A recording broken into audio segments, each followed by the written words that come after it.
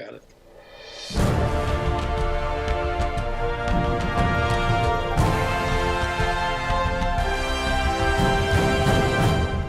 Well, hey, everybody. Welcome to tonight's Ingles on the Beat segment.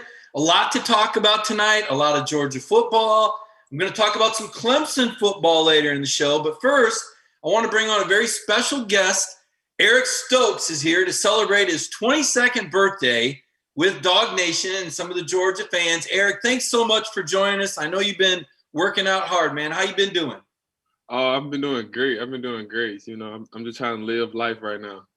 Trying to live life. He's, a few days away from a pretty big 40. You know, there's not an NFL combine this year, and so things are a little bit different. Now, Georgia's going to have their pro day on March 17th, but Eric is down in South Florida training, and he's going to work out at the House of Athlete. That's something that Brandon Marshall, a former NFL player, started, and they're kind of having their own mini combine. I think there's something like 40 or 50 guys that are going to be working out, and I think some NFL teams are going to be able to watch this. Eric, I've heard this is televised. Is it a closed circuit TV, or will it actually be on public television? From what I'm hearing, it's supposed to be on like CBS, so it's supposed to be like a public like little event. So I'll get more details later on, but that's what I'm going with. All right. Well, don't get stage fright on us, Eric. No, just kidding. You know, Eric's got them pick sixes this year. He's used to making ESPN in the highlights. I told him he's gone big time on us now. He's about ready to do some special things in the NFL, you know. And we were talking before the show, Eric, about your career at Georgia, and you know, it kind of got off to a humble start. And I always wonder, you know, how recruits view one another. And I know that once you get on campus, Kirby says it doesn't matter how many stars you've got. And we've seen that at Georgia. We've seen some 5-stars get beaten out. We've seen you beat out a 5-star. But do you take notice when you're being recruited of other guys and you see this guy and be like, that guy's a 5-star? I'm better than that guy. Or do you guys just not even notice that stuff? I mean, like, once you coming in, you always notice that, like, you know who was the big dogs of your class and all that stuff. And then, like, you just take it, like, especially like me, I took it as a little motivation factor to outside and bet, like, I got something to prove. I'm going to prove that I'm better than all y'all. Like, I don't really care who in front of me or what. Like, I got to prove to you that I'm the best one out here. Well, and you did have a lot to prove because you were the lowest ranked guy in the recruiting class. And, you know, some of these people that follow recruiting are like, oh, who's this Eric Stokes guy? He wasn't even a starter at the beginning. That story you told me blew my mind. Now, I knew you had a humble high school career, but when you told me you weren't even the starting DB going into the first game, I was like, wait a minute. So go ahead and tell that story again because I thought that was great. Oh, yeah. So, like, going into my senior year, you know, I think you got muted, Eric. I got muted. Am I back? Lost Eric's audio there, Michael? Okay, so I got going into my senior year, I was basically like a running back to where like everything was like I'm offensive player, but then I started getting recruited as a DB. And we already had two starting DBs. Like we already had two starting corners that's been a position for like 2-3 years. So I just can't come and be like, oh man, I'm gonna take your position. But like it was like, I mean, like I feel like that's my dog still to this day. But like the second game of the season, like on the kickoff return, he tore his ACL. And like I just got thrown out there then like, okay, then now you are the starting DB. And then since then, I just took off with it. The other funny story that I liked, and I love this because when you intercepted those balls and took off, and I saw the running skill. I mean, this ain't no DB. That you ran like a running back, like you got running back vision on those pick sixes. The way you picture, I'm like, how come he ain't been returning kicks or punts, man? This guy's got some open field running ability. But you were a running back. But the way you decided to be a DB kind of cracked me up a little bit. You say you got a little bit of an eye-opener in an all-star game, and that's when the Eric Stokes running back career was pretty much over. Yeah, so like I was in that rising senior. It was a rising senior game going into my senior year, and we was playing in that all-star game, and that's when like I was playing offense, and like both our running backs got hurt during the game, and next thing I know, they threw me out there because I was playing like wide receiver, so they threw me back at running back because they knew I could play running back, and that's when it was an eye opener. I was like, yeah, nah, like this ain't for me. Like these some big guys. I'm only about 60. If that, I was like, man, nah, I cannot run in between these tackles and stuff no more. Like my running back day is over. Gotta like a guy that knows his limits. But hey, right now, it doesn't seem like there's many limits. Right now, you're Superman, right? You're over 190. You're running fast times. You're lifting. You're coming off an All-American campaign.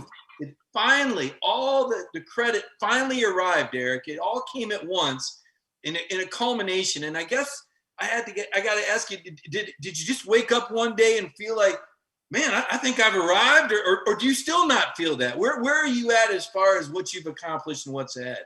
It's crazy that I still don't feel accomplished. Like, yeah, I got All-American and all that stuff, and I got some first teams and all that stuff, but I still don't feel accomplished at all. Like, I still don't feel like I'm there at all, because like even throughout the process that I'm in right now, I'm still getting overlooked. I'm still getting like back shadow. Like, I'm still behind everybody. So like they still like I still see. It's crazy that I don't try to pay attention to the stuff, but it's still like I still get tagged in. I still get all this. I still see it no matter what. I'm still seeing people that not even ranked in the top 5 of their corners, or in like I know sometimes I'm not even in their top 10. So it just amazed me to where I'm just like, hey, then I still got a lot to prove, because like y'all, because it really don't matter what I do, y'all still go doubt me. So I'm just used to it. You kind of wear that chip on the shoulder well. You like that underdog role, and I kind of want to go back to something we talked a little bit about last week, and in a story that's important to you. You know, one of the things that we like, I think fans like it, media likes it, and certainly it kind of, you know, as far as your purpose and using your status. And I know you're saying you're humble and you haven't really accomplished anything yet, but you're a guy that a lot of people look up to. And I know one of the messages that you want to carry is about bullying. You know, it's something that a lot of kids go through. It's something that means something to you. You have a message on that, and you have a testimony on that. You don't just say that's bad. You say, hey, man, I lived it. And you wanted to share that tonight. So I wanted to give you that opportunity to, you know, talk about middle school and how rough things got it and what happened to you in middle school. So like in middle school, like my 8th grade year, I started going through my growth spurt. Like I was about my mama height, so I was about 5'4". And about 8th grade, I started like getting up there. I started like getting taller and all that stuff, because that's when I remember I passed my mother. So I was getting like the 5'8", 5'9", but my clothes were still meant for 5'4". And it's just like the way for like the pretty much where I grew up at. Like I grew up like in a single, like pretty much just my mother, like my mother, but I still had my dad, but my mother really provided for me and all that stuff. So like just doing all that, just going through all that, to where like it was just pretty much like I still had to wear them 5'4" clothes, even though I'm probably like 5'8", 5'9". And I just kept constantly got picked on because my clothes were too little, or like I wasn't in style, or like none of that stuff. So like, I just kept getting picked on every day, pretty much about my clothes, about my shoes and all that stuff. So like now I take that, like I just make sure like I just go back and do anything that I can help out anybody. Just make sure like, hey bro, like you not in this alone, because like pretty much that's what I feel like when I was at that time. Like I didn't have nobody really talk to and all that stuff. So I just want to make sure like kids know like, bro, anything is possible. Like bro, look at me, like I couldn't even imagine that I'm pretty much here. So I just try to go back there and just lift them up. Yeah, that's pretty awesome. How did you get through it? I know you remember the pain. I know you remember the ridicule. But how did you compartmentalize that? Because we know you around Georgia, and we know you as one of the kindest, nicest guys. I guess unless somebody's wearing a Tennessee uniform, but we know you as one of the kindest, nicest guys. How did you get through that back then and not lash out and get in fights and turn it into a violent? How did you hold that in and get through that tough time in life? Pretty much my mother, like she taught me pretty much everything that I know, to her, like my mother, my grandma. Like you just can't like let other people get to you. You just gotta worry about you and just keep on doing you. Like everything have a purpose in life, and it's just like I know right now that you're just going through your rough times, so you just gotta make it through. So that's what I pretty much did. I just knew like I knew this wasn't gonna end. I mean, I knew this wasn't gonna last forever. I just had to make it through the storm, and pretty much I made it through the storm. And look at me now. Yeah. And you decided you wanted some more snacks. So you ran track. Now, that's another interesting story. You always wonder what motivates somebody to get into a sport. And for you, it was snacks. People are probably wondering what we're talking about here. Yeah, so like middle school wise, my sister even ran track in middle school, and I still wasn't running track. Like the track coach wanted me to come out, wasn't going for it. And like, nah, like track is not for me. Like I'm just gonna stick to football, and I did basketball in middle school. But then after that, once I got to high school, like I saw my sister getting snacks before her meets and all that stuff, and I was like, hold on now, I want some of these snacks too. Like I want some snacks to go and all this stuff. So I said, yeah, let me go ahead and go try track out so I can go ahead and get me some snacks. And that's where my track experience came from. And did you know that you were gonna? Because I saw some highlights. Did you know you were that fast? I mean, that you were just gonna blow everybody away? Because like, what was it? I think you went to states all 4 years, right? Yeah, I went to state all 4 years, but I did not know I was that fast. Like I knew I was fast. Like okay, I'm just this little. Like I knew I was school fast. Like okay, then if you want to race, I can give you a race. But you know, I was like, oh man, I'm one of the fastest in Georgia type things fast. Like nah, I didn't know I was that fast yet. Wow, it's so exciting. Like I said, to see a guy that starts out so humbly there in Covington and rise up gradually, a 3-star prospect, again, the lowest rated prospect in that 2017 class. You know, we've asked the freshmen in the last couple of years who's wowed them, and they've talked about Adam Anderson. You know, he looks like such a freak. Who was the guy when you came in at Georgia that you saw and you said, man, that guy there is Superman? Is there anybody you remember just blowing your mind at how big and physical they were? Zoe. Really? Yeah, so cool. Like actually seeing him and seeing like some of his things that he put up, like number wise and other stuff. I'm looking at Zoe like, bro, you a freak. You a freak of nature. Like that was the person I came in. I was like, God, like you are different. Wow. Who and some guys now that you leave behind? I mean, we all talk about Jordan Davis. He looks like a pretty big, I mean, and he dances too, right? I mean, Yeah. there's got to have some value to it during the workouts when Jordan Davis dances. Yeah, it's Jordan Davis, but then again, you run across people like Arian, who's like you just looking like, man, that's just like different type of speed. Like I thought I was fast for myself, but you looking at that, and you like, hold on now, that's a whole different type of speed. And so like you get like you run across people like that, and like Adam, like you run across people like Adam, where you like, God, like you that big and you keeping up with us, like hey, that's a different type of speed too. I want to make sure I got this right. Did I hear you relinquish the fastest? Because you and Campbell, Tyson, you guys been dicing it out on his fastest man that's unofficial. Are you telling me Arian Smith has come in and he might be the fastest guy now? Ain't no might. Like I'm not even no hater. Like I'm not finna throw shade or nothing. Aaron is the fastest. Like I'm not gonna lie. Like Aaron is a different type of speed to it. Like I just gotta give credit where credit due to it. Like, hey man, like I mean, I would give him a race for his money now. Like I'm just not gonna let him like just blow me. But I'm telling you, like if I'm healthy, I'm gonna still say me regardless, because I'm gonna put all money on me. But Aaron, he might got me. I will say that. Now, was there a moment? Because like, how does it work out, Eric? I know you guys don't line up and race each other every day, but when did you know that this Arian Smith guy was as fast as advertised? Because we'd heard that coming in, but you hear that about so many guys, right?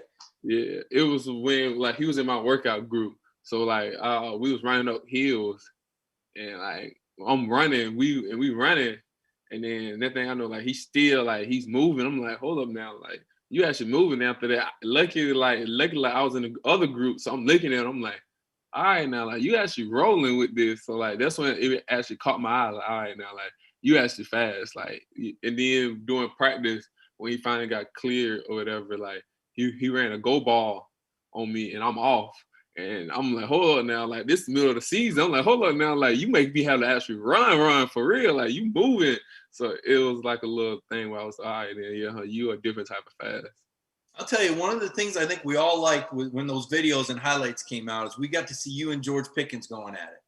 And now Pickens, I don't know how to explain it, because on the clock he doesn't seem to have that speed, Eric, but it's those arms or something. What's it like covering George Pickens? Because that guy, he looks like a tough dude to cover. Yeah, George is like, I will say George is different. Like he's different. Like they're just something like you just can't prepare for, because I don't know what type of catch like you can be right there with George, but somehow, some way he's got the ball, or somehow, some way he's making a catch. So you just like, bro, what? Like it was numerous of time where I'm looking back at Coach Smart, Coach Warren, and I'm like, bro, how you want me to guard this? And Coach Smart was like, hey man, it's just a great catch. It's just a better catch. And I'm just like, all right, man. So I just gotta keep it moving to it. Like they're just a different type of person to it. Like it don't matter where the ball is, he's gonna make sure like if you don't hit the ball first, 9 times out of 10, it's pretty much a catch. I've got to think, Eric, that's part of the reason why guys like you, guys like Tyson Campbell, guys like Richie LeCount end up at Georgia, because you're practicing against these guys every day, whether it's world-class speed, whether it's Pickens in his high point and his go-go gadget arms on those catches. Every day you're going up against guys that have these NFL abilities, and it kind of makes you go back to the lab, right? You kind of figure it out. Like, I know you don't just accept that, like, oh, well, he's just good.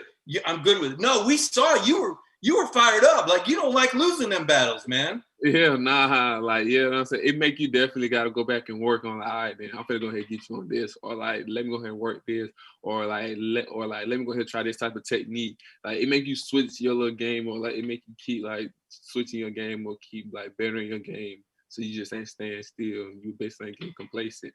Cause like every day, like every day you got somebody new. And like it's somebody day feeling good. So like if it ain't George's day, you probably guard Jermaine, you probably guard Marcus, you probably guard somebody, and they having one of their days to where you just all right, then let me go ahead and switch it up. Like I gotta switch this up, I gotta switch that up, because you hate losing. Like you just don't like losing. So it's hard. Kirby Smart talked about how smart you were and how quickly that you picked things up during your time at Georgia. Certainly you redshirted your freshman year, got used to the college speed, but man, your sophomore year, your redshirt freshman year, it was on. When we talk about intelligence at the corner position, so much of what you do is reactive, reading that receiver, right? But there's film study, and there's these other reads. So how can you use your mind to play your position? We know you've got the physical attribute. We've seen you're like Spider-Man flexible. You can bend and twist and all that. You can run fast. But how do you use your mind to become a better cornerback?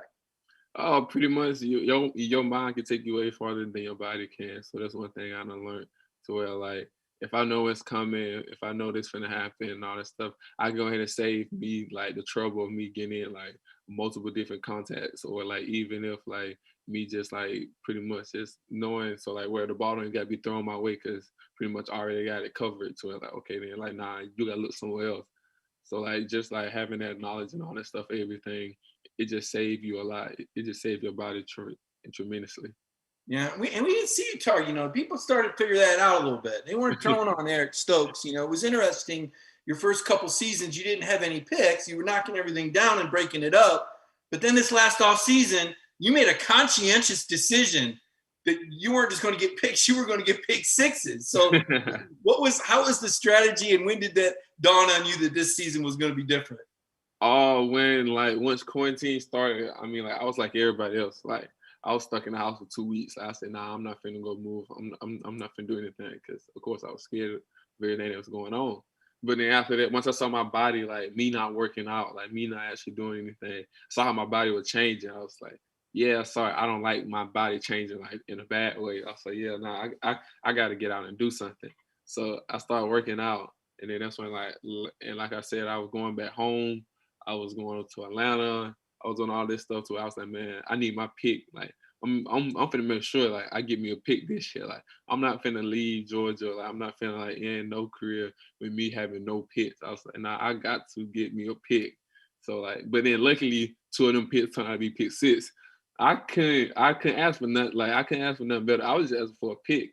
I was happy that I was blessed that it turned into a pick 6.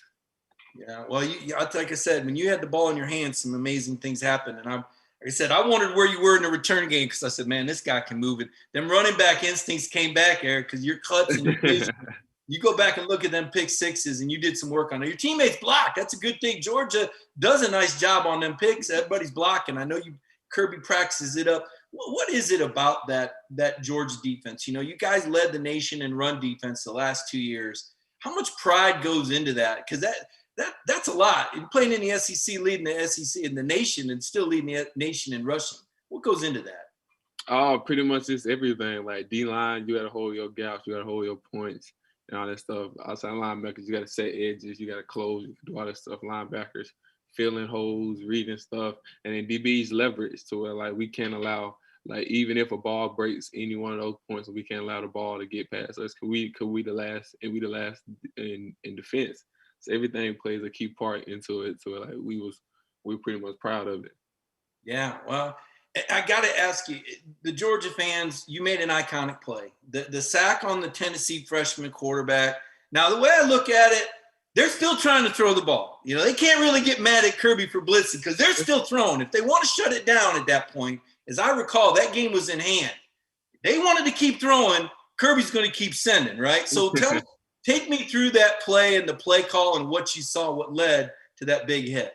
It was crazy because like it was actually a kill. So we wasn't even in that play from the start until like they went condensed and all that stuff. They went small, so we killed it to that call. And then all game, the back have been starting in a 3 spot, and then he'll bump. He'll bump either way. I just didn't know which way he'll bump, but he'll bump either way. And then right after he bumped, the quarterback will high hit. So I timed everything up off of the running back to where like I started picking it up during game once he bumped to either side of the quarterback, the ball can get snapped. So the moment he bumped, that's when I motioned from outside to inside of the wide receiver, and as soon as he bumped, I motioned and then I blitzed. I ain't know the ball came out once I hit him and all that stuff. I ain't know the ball came out. I ain't know none of that stuff happened until I looked up and I see like people running behind, and that's when I look back. And that's when I see like Tay got it and Tay scooping up and scoring all that. So I was like, oh God, like, I ain't know none of that happened. Like, and then plus I didn't know how hard I hit him until like, I came to the sideline and everybody was like, I didn't know that you can do that. I ain't know that. I was like, God, I hit him that hard. Like I didn't even notice none of that stuff happened. I thought it was just a regular little hit. Just a good football hit, just a good form tackle. All this training coming into and the adrenaline though, when you get near that quarterback, man, I know that's a surge. I mean, you know you got him because you're waiting for him to release it or see you or move. And holy cow. I was like, wow, Eric Stokes. That's the same guy we're interviewing is so nice and smiling all the time. Man, what about that disposition, Eric? You know, we joked in the media because we knew when we wanted to talk about other players, you were a guy we would come and find because you always found the nicest things to say about your teammates. Where did you learn that leadership, those manners, and that ability to be so uplifting and happy? Because, you know, Monty Rice ain't like that. Monty, if he's out here watching, Monty ain't going to smile and say something nice for the heck of it, right? Like Jake Plum says, he might just punch you for the heck of it. But you're a guy that's always smiling, and where does that come from? Oh, it just pretty much I don't know where it comes from. I'm just a very happy person. Like, I just like say like I'm blessed to be pretty much everywhere I was go, like pretty much to be here. I'm just truly blessed where like I just keep that smile going. I keep that happy going because I know a lot of things could have went left, but everything like so far have been going right for me and all that stuff. Like I mean, like of course I have my ups, I have my downs, but then overall like everything been going right for me. So I just stay blessed. I just stay motivated. I just try to bring everybody else up with me. Yeah, I'd say you have. So it's birthday number 22. What's the celebration? Has there been a celebration? Do you have a cheat meal? Do you eat birthday cake or do anything you wouldn't normally do? There's no this 22. There's no cheat and there's no nothing because I'm still in the process. I can't say I can't say after the process. I don't know what I'll be doing. I don't know will I eat bad? Will I go back doing whatever? But as of now, like I haven't done anything special since. I'm still in the grind. So what have you given up, right? Now that you're in this serious training mode, what's the food that you miss the most that you'll go back and eat at some point that you've had to give up to get yourself in perfect shape for this training this week? American deli. First of all, there's no American deli down here, so I cannot have my wings. But in these past 2 weeks, I used to eat this place called Snappers down here, and they got some good fried chicken with some like little lemon, like with some little powder on top. I used to eat that basically like 2-3 times a week. Like once I got down here, but I cut that out for the past 2 weeks and all that stuff. So like I'm cutting them little things out for right now until I get back, until after pro day. Then I'm gonna go right back in it. What is it, Polo Tropical or Tropical Polo? What is it? There's a chicken place down there that Kenny McIntosh and his family put a chain down there in South Florida. Polo Tropical or Tropical Florida. They probably keep you away from it. It's pretty good. It's grilled chicken with a lot of the South Florida flavor to it. But that's a great time. So House of Ed, anybody else down there training that we would know? Any players from other schools that you're working out with? Richard down here. So Richard LeCount. I train out here with Richard. Let me see. We got a couple SEC people. We got Jamie from Auburn, number 20. We got we call him E, but he's from South Carolina. They middle linebacker. That's one thing that they don't taught me though. That's one thing like I would say like you take for granted, like you don't know how badly like another school was proud to beat you. You don't know how happy they are until like you get to train down here. So like he still to this day like he raves about them coming into Stanford and beating us. Like he said like he raved about that. Like that was their Super Bowl and how like I never thought about it. Like after we lost that, like okay, of course it hurt and all that stuff, but like I ain't think like that actually made their season. Like they was actually like they was good after that. Like they didn't care. Like that's what he said. Like pretty much like they was happy. So like it really shocked you to where you like it brought you back down to it's like hold up now. Like I'm mad that we let y'all beat it. Like first of all like it built that back up that anger. So I was like hold up now I'm mad that y'all beat us again. So like but yeah like it's just crazy how much like they really did like pride themselves on for beating us that year.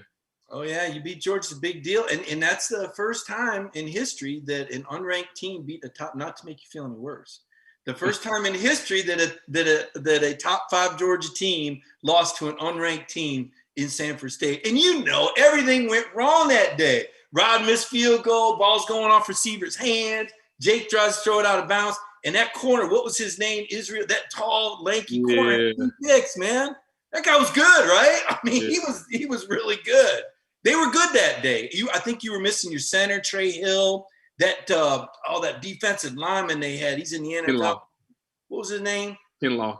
Yeah, he was a beast. They had their day, Eric. When you think back, and I know it's still fresh, but do you have a favorite Georgia game, a favorite memory that you think will be with you forever? Is it a pick six? Is it the hit? Is it a win? What would you say that would be? It would be that. It would be hands down at Missouri 2018.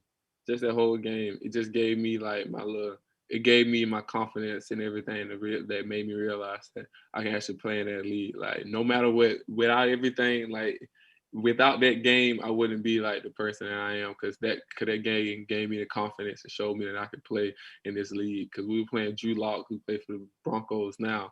And like we was playing him and his team, and it just gave me the confidence. So I was okay. If I could play against a quarterback like you, I can totally play in this league. People don't know it. To refresh everyone's memory, Tyson had a fumble return, I believe, for a touchdown, but was injured on the play. Did something to his shoulder, and it made him nauseated. His body had some shock going. So Eric steps in. Not only did you block a punt and return it for a touchdown, right? Was it a block punt for a touchdown? So he's been doing that anyway. But then he comes in and he plays lockdown defense, knocks down a pass in the end zone. That was the first time, and it might have been the only time that Drew Lock did not throw a touchdown pass in a game at Missouri. You know, obviously Drew Lock was setting all these records. That was one heck of a game, and they had that giant tight end, Albert O, or whatever he was. Man, he was a freak. And that was a good game. It was like 42, 30, 29 or that was a close game. It was a close game. Yeah, people were sweating it. That was a good Georgia team. And then Tyson came back and you had to go back to work, right? And then I think you came in the Auburn game in relief. But that was a different Eric Stokes against Auburn because that Eric Stokes knew what he could do, right? Yeah, that Eric Stokes knew what he can do. But then again, there was another big moment to where like it allowed like now this time this verse like we at home, this a night game. Like states are even higher because like that Missouri game, of course, like states are high. But ain't nothing like that old fashioned rival. Like ain't nothing like that one. To where like if I go out there and do bad, like hey, you can go ahead and end like this career. This is my Georgia career. Like a lot could have went south. But that was another big stepping stone to us. Now for sure, like once I got that first play out of my belt, and like once I got that first play after that game, after my belt, I was it's just back to basics. Like I know you can do this. I don't win against wide receivers on good doing practice and all this stuff. Like it's just another day. Just go out here and do you. And just gave me the confidence again just to roll. Yeah, and you did. And now one game I want to ask you about, because there were 6 motion penalties. And I don't know if you remember this game, but Notre Dame under the lights. I mean, that was another one. And Notre Dame had 6 motions because of the crowd. Now, when you're on defense, can you tell when it's that loud? Because Notre Dame was struggling that night to get the ball snapped in Sanford Stadium. You know what make it crazy? I never told like people this, but I personally like that's a great game and all, but it still hurt me to this day because I didn't actually play. What happened? I'm trying to remember. What happened in that game? I hyperextended my knee on the first series and I went out for like basically the whole game. I came back like the last 2 series of the game, but still I was nowhere near 100% that in that game. You were on the last, but you were still in. Yeah, 100%. I was still there, but I was just on the sideline being more like basically the team had to cheer everybody else up, get adjustment, do this. Like, hey, bro, you gotta worry about this, you gotta do that. So like that game, it still hurt. Like when people talk about, oh man, that Notre Dame game was so live and all this stuff. I just automatically think about how I missed that game. Like pretty much I missed that game. I only played like 1-2 series.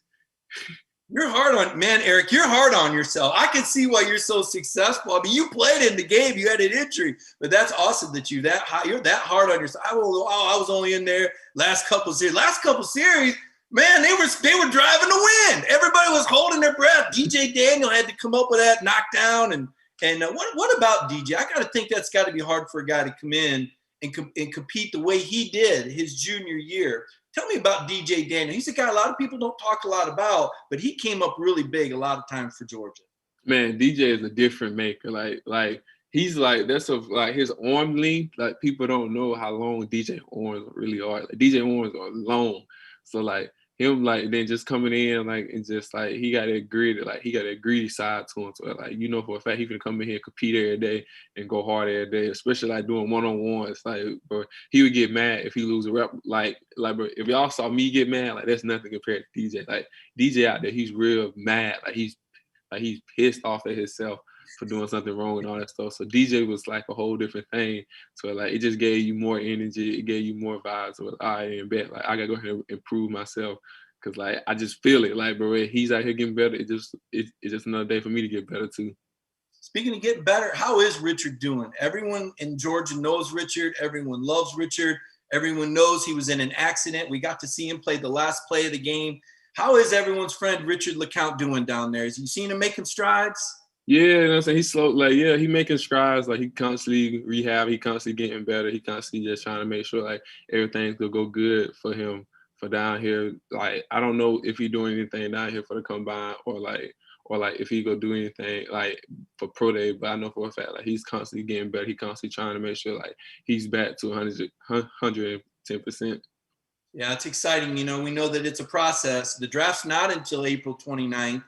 What are you going to – I mean, you got these next 2 weeks of intense training, but then there's no in-person workouts. What happens between pro day at Georgia on March 17th and April 29th? What are you going to do with yourself for a month?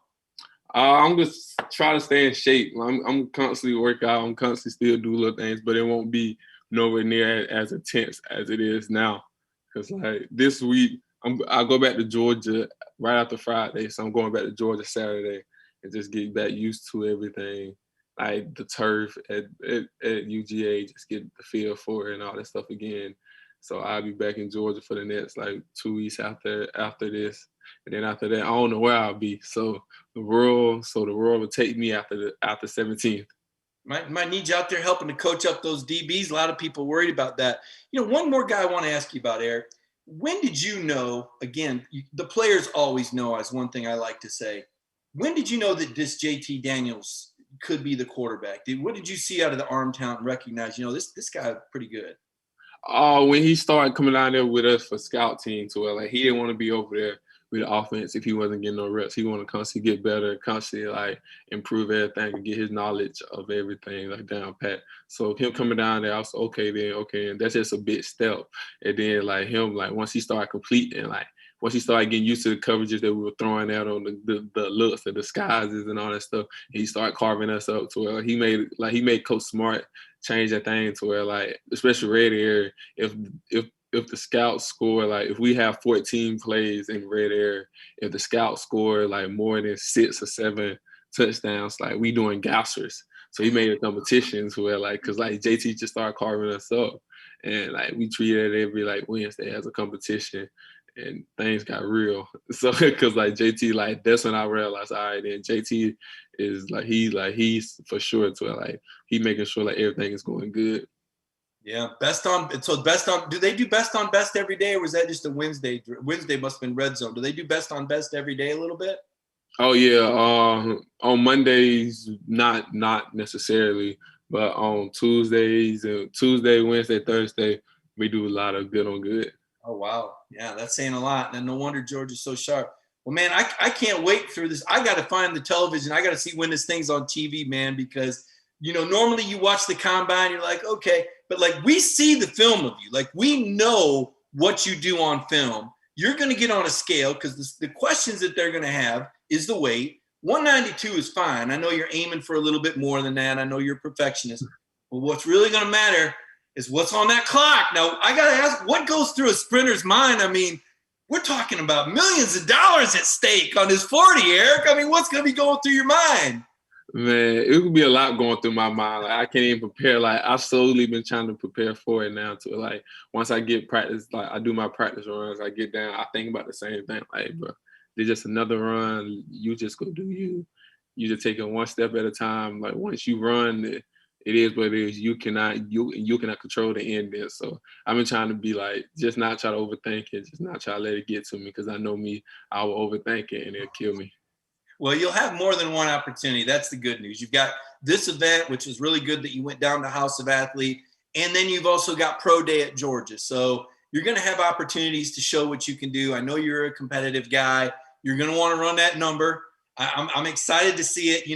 I threw it out there today. I'm like, what am I doing throwing this out here on social media? Eric didn't ask for this. I'm saying he's going to run a 4.3. I'm like, I don't need to be putting pressure on Eric. Then I thought, he knows he's going to run a 4.3 something. He's going to run a 4.3 something. So I'm excited. Hey, the equipment in the pads that keeps the miles per hour, the guys really check that? The guys like compete? What is that called? I forget what that's called. That's GPS, like the little thing that we wear, like, yeah, people real deal, like, especially after the game, we all trying to see, like, what did we clock this game and all that stuff, and who had the fastest time. So, yeah, we actually be clocking that. That's great times. Eric, listen, man, I've taken up a lot of your time, but I can't tell you how much I appreciated covering you. I still want to cover you here through the draft process, through your workout, maybe get back with you, keep up, see how things are going into the pro day. Maybe we'll use you to advance it. Obviously, you are a team spokesman. You speak well of your teammates, and I know all the fans agree with me. You represent Georgia incredibly well. I know Georgia's known for the 5-star guys and all that, but to see a guy from the backyard of the University of Georgia come in here as a 3-star, take a red shirt year, and then work his way into a starting position and humbly become an All-American player with 2 pick sixes his senior year, man. I mean, it's just a great story. You got a great story to tell, and I know you're going to do great things for whatever community that you're in. Hopefully, back here in Georgia, you'll be able to come back and help out, because I know a lot of people look up to you, man. Thank you. Thank you so much. Eric Stokes, he's a true role model. I know Georgia fans are proud of him. Folks, I want to take a minute now and recognize Ingles Supermarkets, our sponsor. Ingles done a lot for us through this difficult pandemic. You'll stick with me for a moment, watch this commercial. Thank you, Eric Stokes. We will catch up later. It's in our hearts to feel for you. There's been ups and downs, turnarounds, good days and some bad, but we stand together for worse and for better. We'll always have your back, with open arms, heart to heart, hand in hand, community strong. Welcome back to the program. Mike Griffith here, just shooting Eric a text, thanking him. I mean, here's a guy that's training for the biggest day of his life. I mean, there's no other way to say it. Can you imagine all the pressure that's on Eric Stokes and all these Georgia players right now as they get ready for these combine measurements? That 40 time you run, that number of times you do the bench press, that weight that you weigh in at, you got one shot to be drafted for the first time. And where you're drafted for the first time, largely will determine your NFL future. There's a big difference if you come in as a first rounder, second rounder, third rounder than fourth, fifth, or sixth. And to see what Eric Stokes has done, I can't tell you. I'll share this with you. I told Eric before the show, and this is true, and I think every sports writer feels this way. A lot of times we get asked, who's your favorite team? And the truth is, once you're a sports writer, you don't have a favorite team. You can't let your biases affect your writing. Oh, I like this team and I'm mad they lost, so I'm going to write. No, that's not what happens. What happens is you meet people that become your favorite people. And Eric Stokes is one of my favorite people. I will personally root for good things for Eric Stokes, knowing what Eric has been through, knowing how Eric represented him on the field for his school and his fans, but also how Eric Stokes treats people. How he treats people, how he talks about his teammates, how he pays reverence to his parents and his mother, the good things that he says about the Georgia fan base and his coaches. Eric Stokes is a good person. He's a phenomenal football player. There's no doubt about that. But when you want to talk about character and you want to talk about a locker room presence, that's Eric Stokes. And these NFL teams, they're going to evaluate him on his film. They're going to evaluate him on his 40 time. They're going to see how wide his hands are from finger to thumb. They're going to measure his arms and his wingspan. They're going to see what he does these Z drills, T drills in. They're going to check his broad jump, his vertical jump. They're going to look at all of that. But at the end of the day, there's going to be somebody that's going to look Eric Stokes in the eye and say, what kind of guy are we getting here? Is this a guy who can get better? There's kind of an old theory out there. Part of the reason these Alabama guys, people are a little wary of Alabama, not because they're not great players, but because they are great players. Because they've been coached up so well. When you draft an Alabama guy, how much better can he get? Some guys, you say, well, I can work with him. He may not have had good coaching. Once we get him, we'll coach him up. The thing about Eric, he's had good coaching, but he is still growing. I love the testimony about how he didn't have any picks his first couple years because all he did was worry about knocking the ball down. This last offseason, he said, you know what? I'm getting the ball. And he put his mind to it. And so he did extra work. And he didn't tell the story, but I will.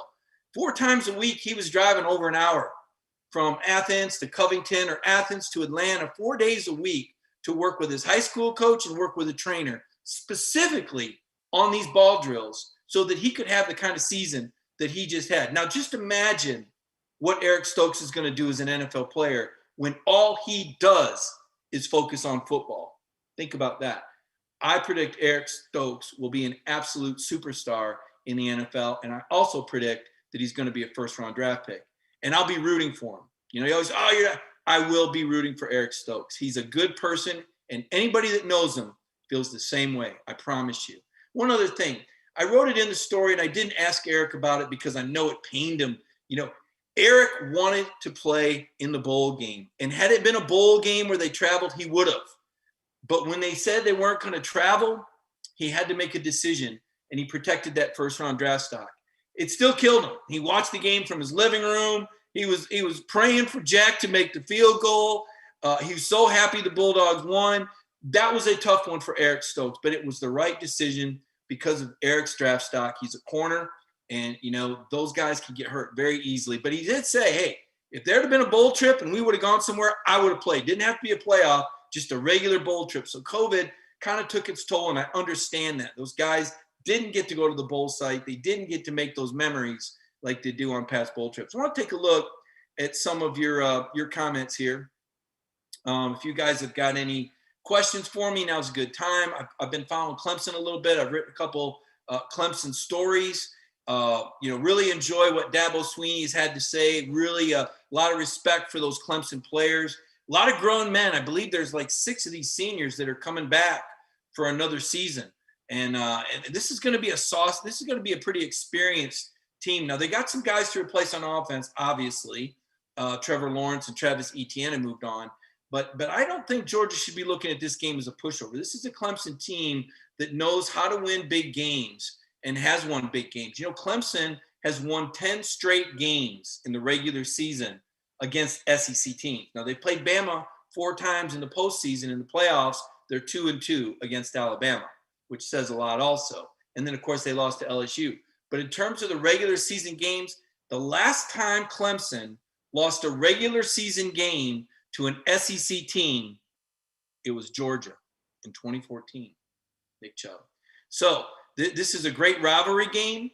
I don't know if in my Forrest Gump kind of way I was able to stumble into this, but I will say a couple years ago, I went to Clemson for their spring game because Trevor Lawrence had won the Freshman of the Year award, and I'm a part of the Freshman of the Year award. I'm the chairman for the Football Writers of America Association Freshman All-American team, and I also select the Freshman of the Year that's named after Sean Alexander. So Trevor had won it, and I know Dabo Sweeney and Woody McCorvey, his operations guy from back when I covered Alabama in the 90s. And so they invited Sean along with me to come to their spring game a couple years ago. And we were right on the field, like, Kirk Herbstreit's on the field with a microphone walking with Dabo. We're walking right next to him too. I'm thinking, do we need to get off the field here? And Sean's like, nah, man, don't worry about it. Dabo will let us know if we got to get off the field. And Dabo was cool.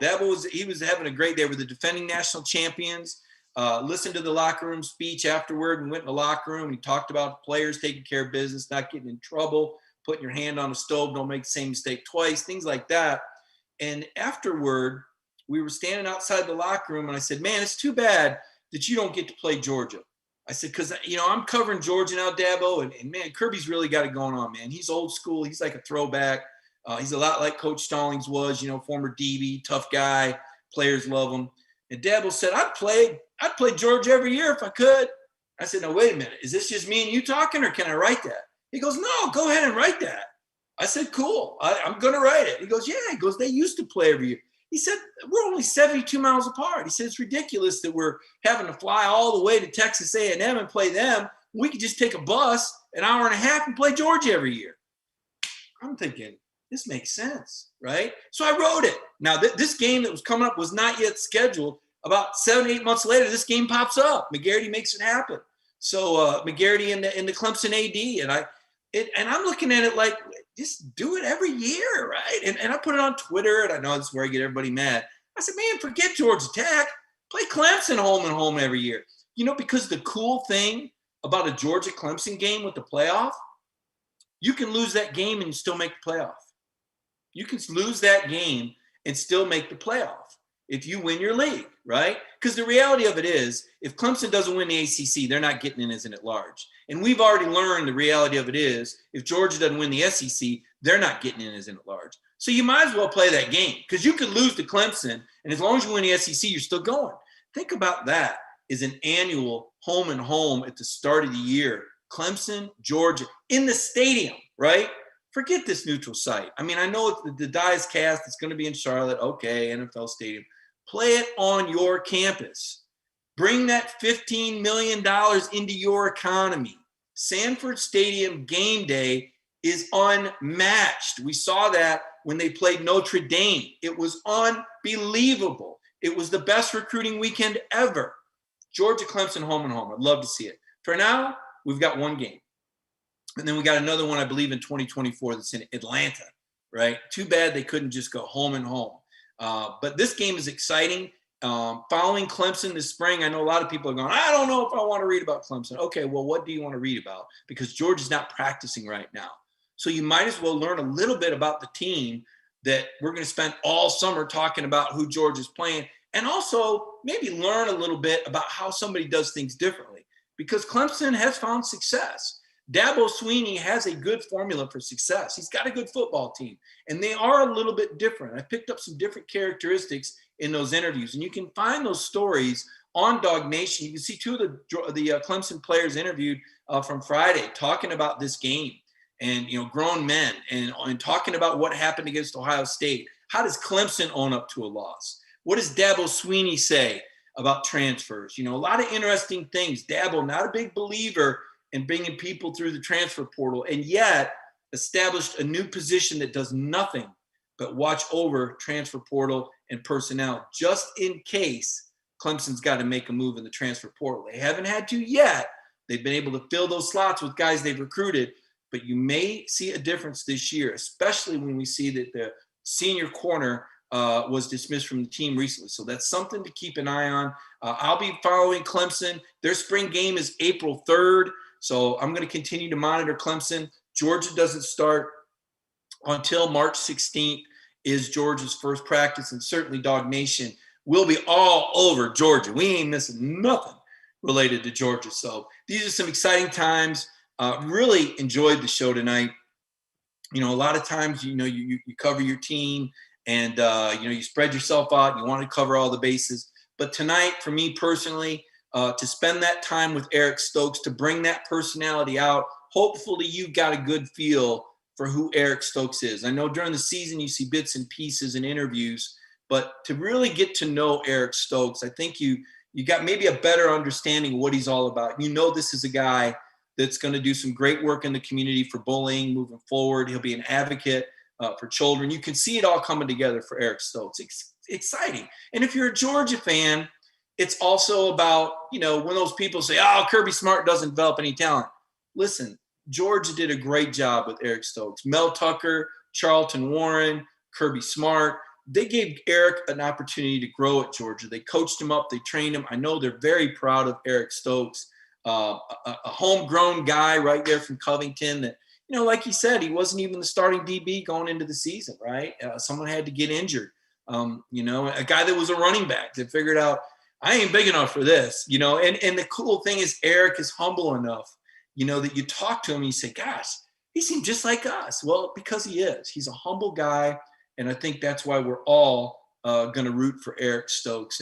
And certainly we all wish him a happy birthday. What a great thing that Eric took some time out for the DawgNation fans. And I hope, like I said, I hope you all got to enjoy that tonight. So tomorrow, DawgNation Daily with Brandon Adams back at 10 o'clock in the morning. Tomorrow night, Counter and Coverage.